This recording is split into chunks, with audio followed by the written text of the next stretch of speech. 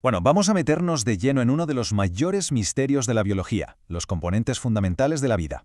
A ver, ¿de qué está hecha cualquier ser vivo?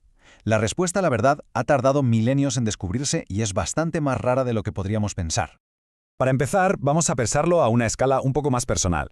¿De qué está hecho un ser humano, si vamos a lo más fundamental? La primera respuesta puede parecer sencilla, pero nos va a llevar a un sitio de lo más sorprendente.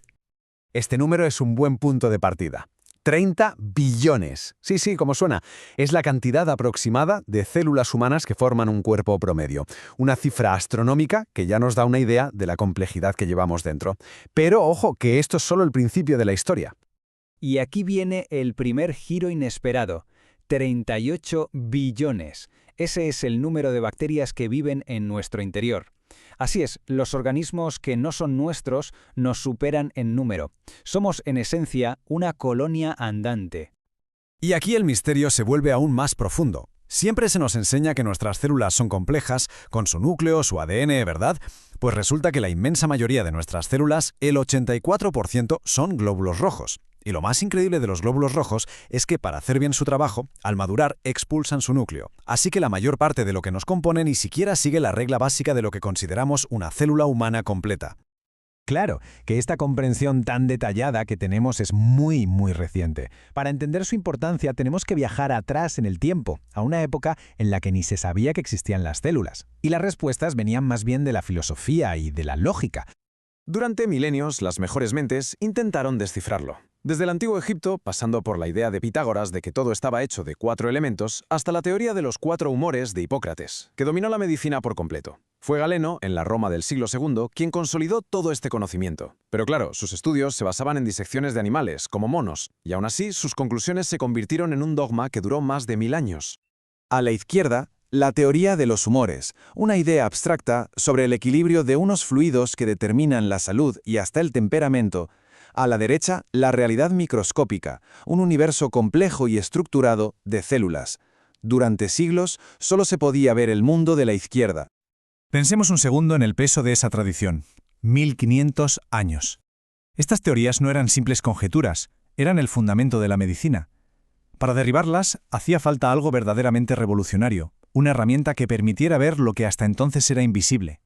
Y esa revolución llegó, y no fue una nueva filosofía, sino una invención tecnológica, una llave que abrió la puerta a un universo completamente nuevo, que existía justo delante de nuestros ojos, pero que estaba totalmente fuera de nuestro alcance. El microscopio. Esta simple combinación de lentes cambió para siempre nuestra percepción de la vida. De repente, la humanidad podía espiar un mundo oculto, el mundo de lo diminuto. Esas fueron las palabras de Robert Hooke, un científico inglés, al describir lo que vio en 1665. Estaba observando algo tan mundano como un trozo de corcho, pero lo que describió fue el primer avistamiento de la estructura fundamental de la vida. Hooke vio estas pequeñas cámaras, como las celdas de un monasterio, y acuñó el término célula. Irónicamente, lo que estaba viendo no eran células vivas, sino las paredes celulares vacías que habían dejado atrás. Pero el nombre se quedó, y el primer paso ya estaba dado. Casi al mismo tiempo, en Holanda, un comerciante de telas llamado Anthony van Leeuwenhoek perfeccionó sus propias lentes. Al observar una gota de agua descubrió un zoológico de criaturas diminutas que se movían. Por primera vez, la humanidad veía células vivas. Los llamó animálculos, y su existencia, claro, planteaba una pregunta aún mayor. ¿De dónde venían? Con todos estos descubrimientos, las piezas del puzzle estaban ya sobre la mesa. Las células de Hooke, los animálculos de Leeuwenhoek. El siguiente paso, que llevó casi 200 años, fue ensamblar estas observaciones en una gran teoría que lo unificara todo. Y así, en el siglo XIX, científicos como Schleiden, Schwann y Virchow unieron todas las piezas. Llegaron a conclusiones revolucionarias que hoy conocemos como la teoría celular. Establecieron que la célula es la unidad básica de la vida y, algo crucial, que toda célula proviene de otra célula. Esto acabó para siempre con la idea de la generación espontánea. Además, entendieron que todo lo que hace un organismo es la suma de lo que hacen sus células. Y esto llevó a la idea más importante para la medicina. La enfermedad no es más que un conjunto de células que funcionan mal. Esta teoría es, sin exagerar, la piedra angular de toda la biología moderna. Es como el manual de instrucciones universal para construir cualquier ser vivo, desde una ameba hasta una ballena azul. Es la base que explica cómo funciona la vida. Esta nueva teoría lo cambió absolutamente todo. Pero para que fuera verdaderamente universal, tenía que explicar hasta la última parte del cuerpo, incluyendo la más compleja de todas.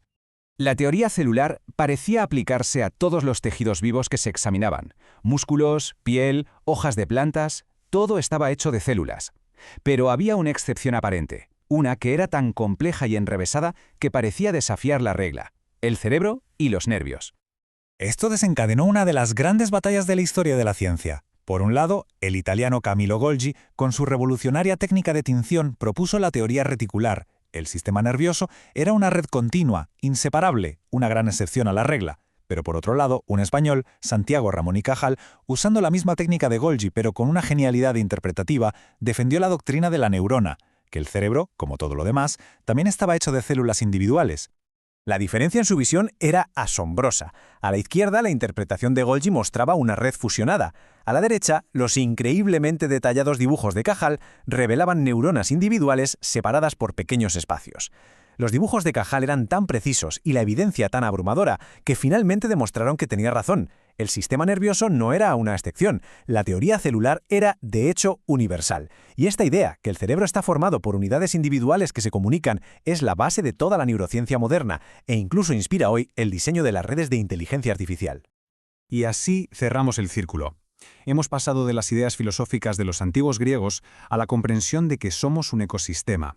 No una sola entidad, sino una comunidad de 30 billones de células humanas y 38 billones de bacterias, todas funcionando como unidades individuales, tal y como Cajal demostró para las neuronas. Esto nos deja con una última pregunta, para reflexionar. Si lo que llamamos yo es en realidad una vasta metrópolis de casi 70 billones de organismos individuales entre células y bacterias, ¿quién está realmente al mando?